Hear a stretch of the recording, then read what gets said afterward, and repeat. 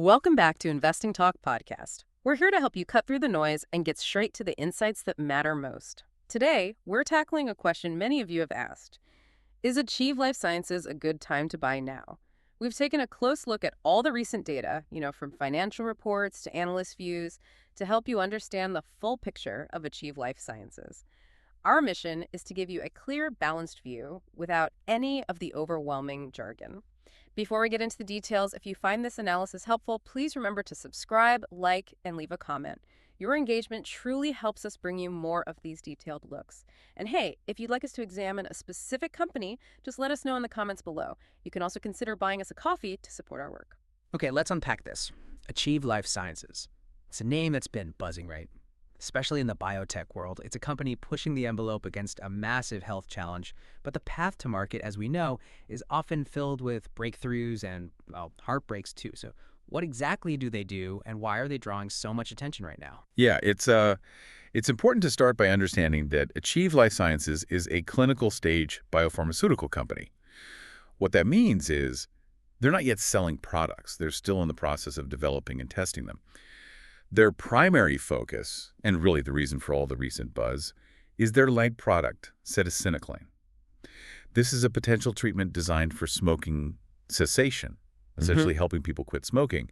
And the excitement really stems from its significant progress through regulatory channels, specifically its journey towards potential FDA approval here in the U.S. Right, so we're talking about a pre-revenue company. Yeah. No commercial sales yet. Exactly. But one with a very promising product aimed at a major global health challenge. That immediately tells us a lot about the kind of investment we're looking at, right? It does. This isn't your typical established blue chip stock, like a household name with consistent profit. Definitely not. Instead, it's a growth story highly dependent on future success. Given that, when you look at their financials, the first thing that jumps out is that lack of commercial revenue. What does that mean for Achieve Life Sciences' current financial health? What's the key takeaway for our listeners here? Well, crucially, as a clinical stage company, Achieve Life Sciences has no commercial revenue to speak of. This means they've consistently been operating at a loss, which is absolutely typical, for biotechs in this stage of development. To put a number on it, for the year ended December 31st, 2024, they reported a net loss of approximately $30.2 million. That's how much expenses exceeded revenue. The key insight here is they are projected to remain unprofitable, with negative earnings per share until cetirizine actually achieves FDA approval and begins commercial sales. Okay, $30 million, that's a significant loss to manage. So the big question becomes, how are they funding their operations? Especially with all the intensive research and development costs that come with drug development, how do they keep the lights on and the trials running? Right, and this brings us to the core issue of their financial runway, basically, how long they can operate before needing more capital. As of late June 2025, Achieve Life Sciences completed a public offering. That's when they sell new shares to investors. This move successfully raised gross proceeds of $45.0 million, Okay. netting them about $42.3 million after expenses. Got it. This materially improved their cash position, essentially topping up their bank account, and crucially addressed immediate funding needs for regulatory processes and pre-launch activities. Now, they have minimal long-term debt, which is a positive sign. Good. But their cash burn rate, the speed at which they're spending cash, is persistently negative. This indicates a continued reliance on external financing, like future stock offerings, until their product can be commercialized and start generating revenue. Right. It paints a picture of a company investing heavily in its future, reliant on that outside funding. Now let's pivot to the product itself. Cetirizine. Sounds interesting. What sets it apart? How does it stack up against what's already out there for smoking cessation, like the big players we know? Yeah, so to expand on that point about the market, cetirizine is positioned as a plant-based alternative to existing therapies. Think of drugs like varenicline, many know it as Chantix, and also nicotine replacement products like patches or gums. What gives cetirizine its potential advantages, and something to watch, are several factors. Its unique mechanism of action, how it works in the body, its established safety profile, which has been studied over time, and its convenient oral administration, just a pill. And it recently completed 2 positive phase 3 trials. Those are the large-scale studies needed to show efficacy and safety before seeking approval. That's a major milestone. Huge step. Exactly. And Achieve Life Sciences has also proactively selected Omnicom as its launch partner for U.S. commercialization. Okay. Which signals they're really preparing for market entry, but it's all contingent on that all-important regulatory approval. So they're not just hoping for approval, they're actively preparing to hit the ground running. He's that way. But it's clearly a competitive field with established players. This is where it gets really interesting for investors, right?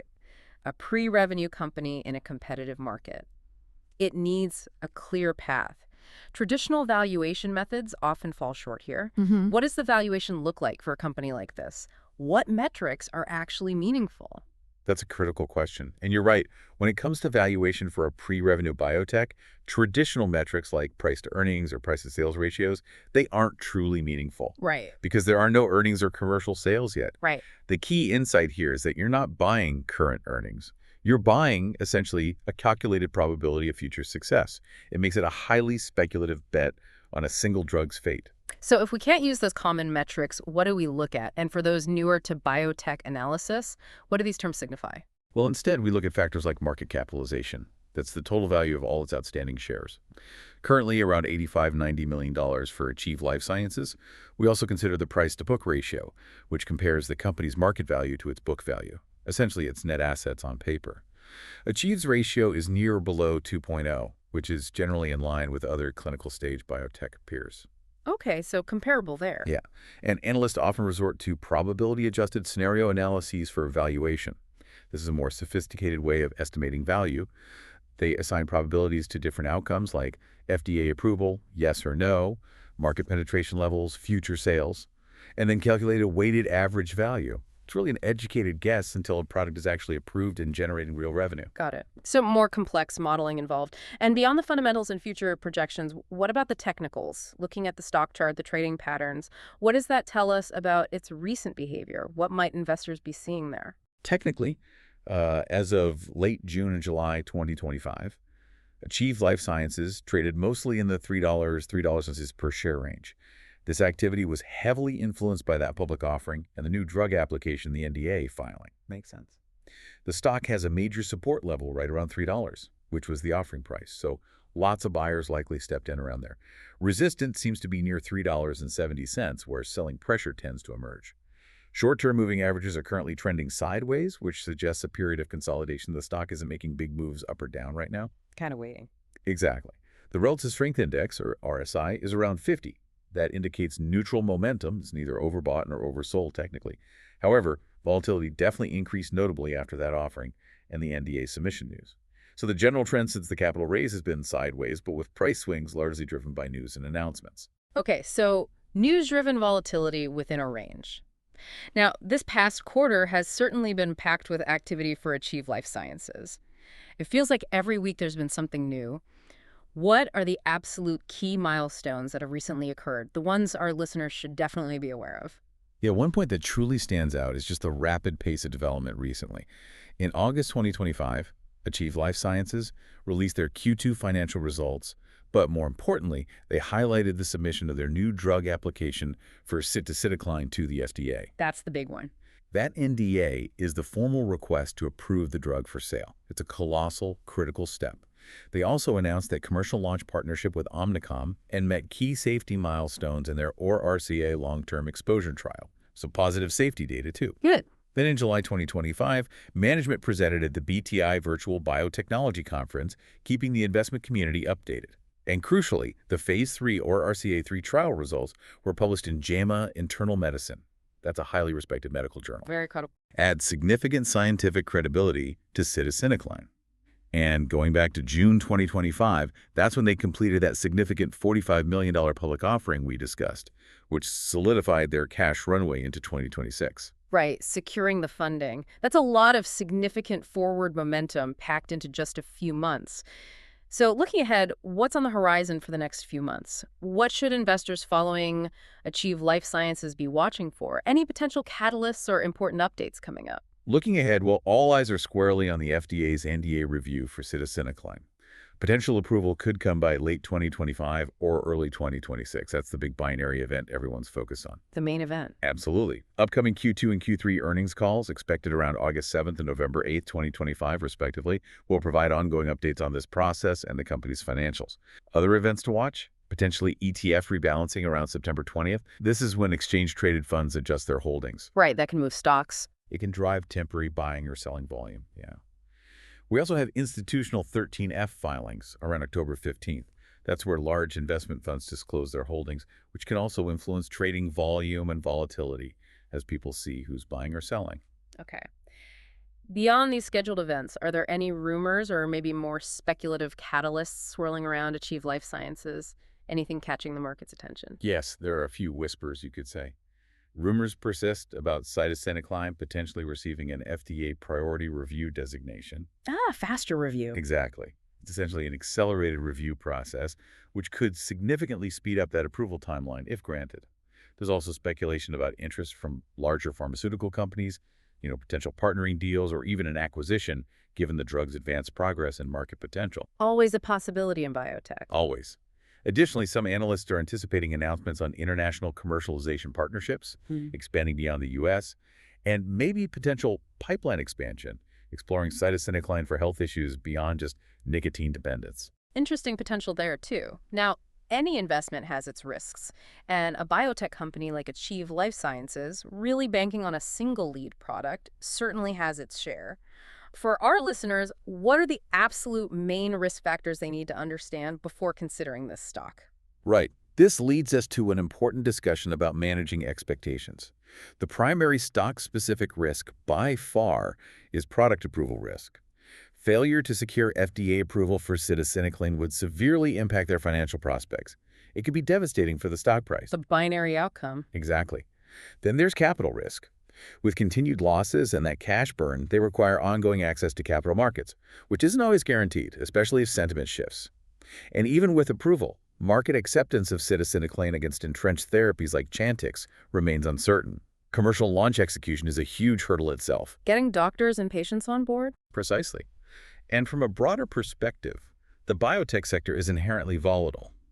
These regulatory binary events often lead to major asymmetric price swings, meaning if the FDA says yes, the stock could soar, but if they say no, it could plummet dramatically. The potential downside can be much larger than the upside in that scenario. Okay, crystal clear on the risks. So with all of this information in mind, the potential, the progress, and these significant risks, what's the overall investment thesis for Achieve Life Sciences right now? What's the bottom line? Well, the current overall rating for Achieve Life Sciences from many analysts seems to hover around 5 out of 10, so largely seen as a neutral to hold position for many. The upside really comes from that significant near-term catalyst of the FDA decision, the strong Phase 3 results backing the drug, and the fresh capital from the recent offering, which mitigates that immediate liquidity risk. Okay, the bull case. Right. However, the downside is heavily weighted by that binary regulatory event, which, as we mentioned, introduces that asymmetric risk. It's a make-or-break moment. Plus, the company remains unprofitable. It's highly dependent on this single asset, and it still have relatively limited analyst coverage compared to larger companies. And there's also that execution risk even with approval. A successful commercial launch in a competitive market is a huge hurdle to overcome. It's not automatic success. Right, approval is just step one of the commercial journey. And for our listener, thinking about their own portfolio, their own risk tolerance, what's the recommended investment horizon here? Is this a short-term play, a long-term hold, or? Achieve Life Sciences appears most appropriate for risk-tolerant traders right now, specifically those looking to potentially play the FDA catalyst outcome. But they should absolutely expect high volatility leading up to and after that decision. Definitely not for the faint of heart. No. For long-term investment, it's generally considered premature by many until the regulatory and commercial uncertainties are resolved. Waiting for a definitive FDA outcome and maybe even seeing the initial launch ramp up to gauge market acceptance is probably advisable before considering it for low to medium risk long-term portfolios.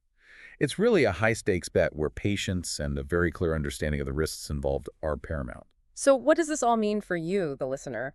Achieve Life Sciences represents a fascinating biotech story, doesn't it?